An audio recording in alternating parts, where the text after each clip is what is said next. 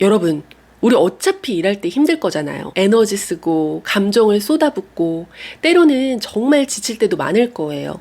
그런데 이렇게 힘들게 일하면서 성과도 없고, 성장도 없다면 어떠세요? 저는 이게 더 힘들 것 같아요. 이왕 힘들게 일할 거 그냥 고민만 하는 게 아니라 뭔가 얻고 성장하는 경험을 만들면 좋지 않을까요? 결국 우리가 쏟는 에너지가 보람으로 돌아올 때 좋은 성과를 내고 스스로에게 만족감을 줄 수 있으니까요. 그래서 오늘은 성장을 이끄는 힘, 바로 성장 마인드셋에 대해서 이야기해 보도록 하겠습니다. 여러분의 성장과 성공을 뜨겁게 응원합니다.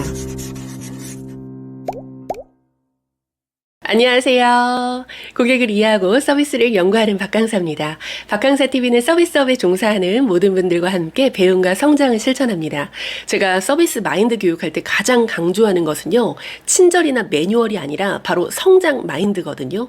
왜냐하면 서비스 현장은 늘 변화하고 예측하기가 어려운 상황이 많거든요. 성장의 마인드셋을 키우면 문제 해결에 그치지 않고 더 나은 고객 경험과 개인의 성장을 동시에 이룰 수 있는 강력한 힘을 얻을 수 있기 때문이에요. 스탠포드 대학교 심리학자 캐롤 드웩은 사람의 능력은 고정된 것이 아니라 노력과 경험을 통해서 발전할 수 있다라고 말합니다. 이것이 바로 우리가 말하는 성장 마인드셋이에요.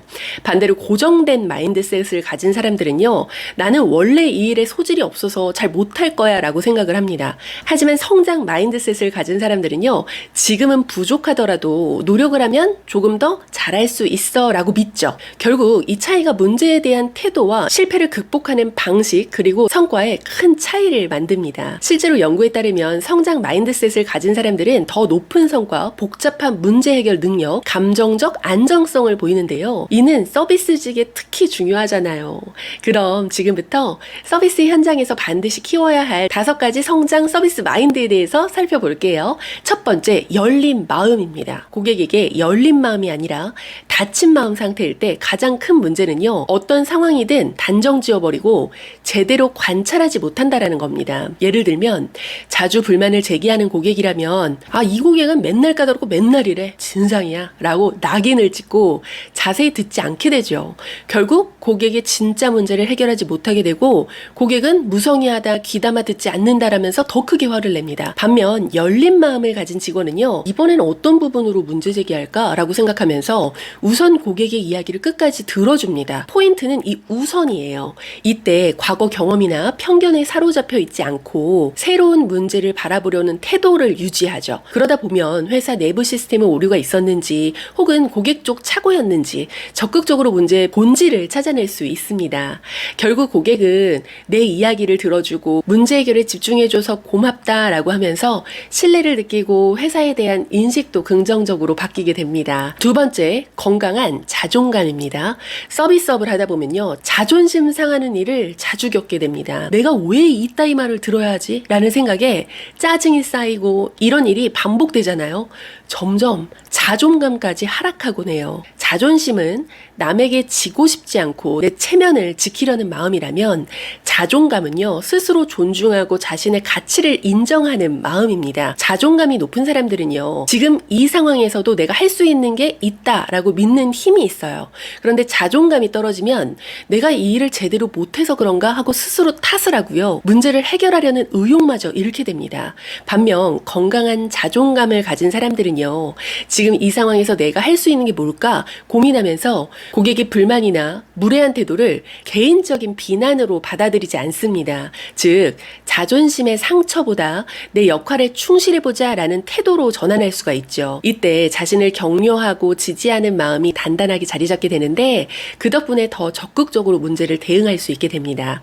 세 번째, 긍정성이에요. 혹시 주변에 부정적인 기운이 가득한 환경에서 지내보신 적 있으세요? 자연스럽게 나도 모르게 부정적인 생각으로 빠져들게 되는데요.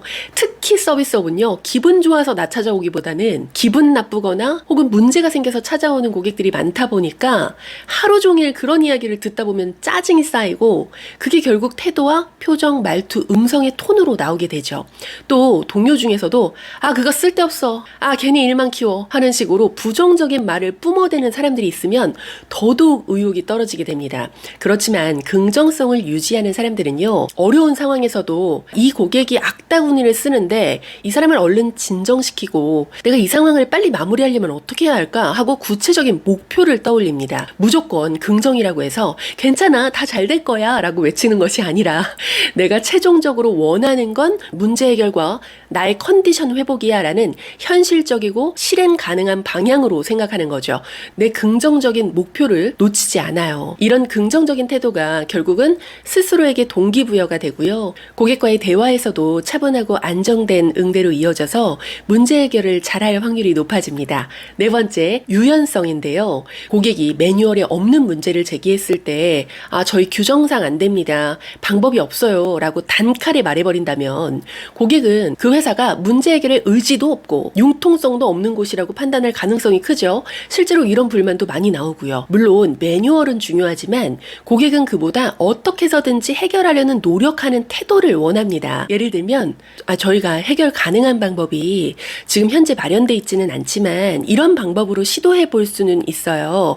고객이 만약 일부 비용을 추가해서 프리미엄 서비스까지 포함해서 이용하실 수 있다면 고려해 보실 의향이 있으실까요? 그럼 제가 추가 할인이나 혜택 받으실 수 있는지도 함께 좀 알아보려고 합니다. 같은 다른 방법을 제시하면서 대응하려는 노력을 보인다면 그래도 뭔가 해주려고 하네라고 느끼면서 불만이 완전 해소되지 않더라도 서비스 자체에 대한 호감도는 훨씬 높아지죠.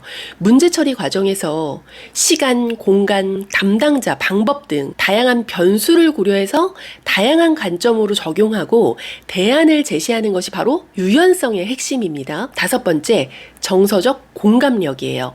제가 잘못한 것도 아닌데 왜 저한테 화를 내세요? 그 부분은 사용 불가합니다. 맞는 말이지만 고객 소통은 단지 옳은 말을 하는 게 아니라 고객에게 정서적 위안과 관심을 느끼게 하는 과정이에요. 만약 그 안내가 로봇이었다면 논리적으로 맞는 말만 답변해도 문제 없어요. 하지만 사람이 로봇보다 경쟁 우위에 있는 것은 바로 이 정서 교류가 가능한 점입니다. 이 경쟁력을 잘 활용할 수 있는 것도 능력이에요. 많이 답답하셨죠? 제가 본사에 전달해서 빠른 조치를 요청해 보겠습니다. 이번 주까지 진행 사항을 확인해 보고 제가 연락드려도 될까요?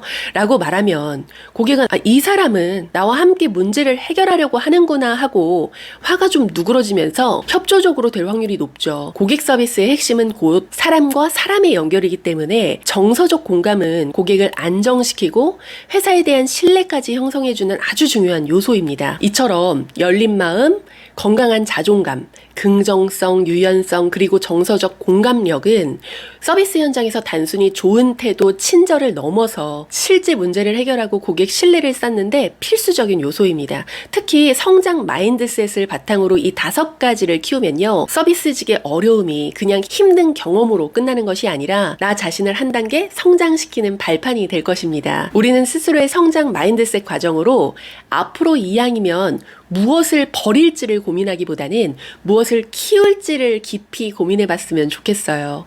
결국 같은 노력을 해도 성장 마인드셋을 갖춘 사람은 문제에서 기회를 보고 갈등에서 배움을 찾으면서 힘든 순간조차 보람과 성과로 전환해낼 수 있을 테니까요. 지금까지 여러분의 성장과 성공을 뜨겁게 응원하는 박강사였습니다. 감사합니다. 화이팅!